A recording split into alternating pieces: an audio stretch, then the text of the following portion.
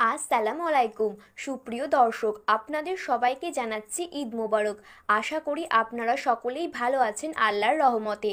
আজকের ভিডিওটিতে আমরা খুব গুরুত্বপূর্ণ বিষয় নিয়ে আলোচনা করব।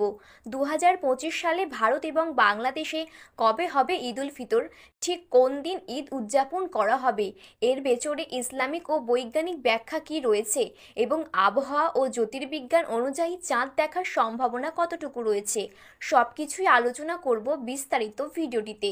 তাই আজকের ভিডিওটি অবশ্যই আপনারা সম্পূর্ণ মনোযোগ সহকারে দেখবেন, কারণ এই ভিডিওটিতে আপনারা পেয়ে যাবেন ঈদের সঠিক পূর্বাভাস এবং কিছু গুরুত্বপূর্ণ বার্তা।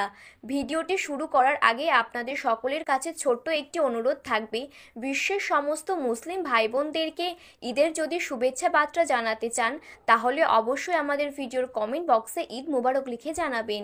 আর ভিডিওটি ভালো লাগলে আমাদের ইউটিউব চ্যানেলটি সাবস্ক্রাইব করে পাশে থাকা বেল বাটনটি অল করে রেখে দেবেন। তাহলে চলুন বন্ধুরা, আজকের ভিডিওটি শুরু করা যাক। রমজানের এক মাস রোজা পালন শেষে এই দিনটি আসে পুরস্কার, কৃতজ্ঞতা এবং আনন্দের বার্তা নিয়ে। পবিত্র কুরআনে বলা হয়েছে, রোজা রাখার মাধ্যমে মানুষ আত্মশুদ্ধি লাভ করে এবং ঈদের দিন আল্লাহ কিন্তু তার সমস্ত বান্দাদেরকে ক্ষমা করে দেন। ঈদ উল ফিতরের তারিখ কিন্তু নির্দিষ্ট কোনো ক্যালেন্ডারে লেখা থাকে না, এর নির্ভরতা পুরোপুরি চাঁদ দেখার উপর। প্রতি বছর রমজানের 29তম রাতে মুসলিম বিশ্বে বিভিন্ন জায়গায় কিন্তু চাঁদ দেখার চেষ্টা করা হয়। যদি চাঁদ দেখা যায় তবে পরের দিন কিন্তু ঈদ উদযাপন করা হয়, আর চাঁদ দেখা না গেলে 30টি রোজা পালন করার পর ঈদ উল ফিতর উদযাপন করা হয়। ইসলামের সাথে আবহাওয়া ও জ্যোতির্বিদ্যার খুব বড়সড় মিল রয়েছে। 2025 সালে রমজান শুরু হয়েছে 1 মার্চ শনিবার দিন থেকে। এরপর 29টি রোজা পূর্ণ হবে 29 মার্চ শনিবার দিন।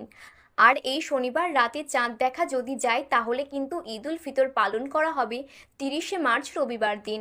আর যদি চাঁদ দেখা না যায় তবে কিন্তু 30টি রোজা পালন করার মাধ্যমে 31 মার্চ পালন করা হবে খুশির ঈদ।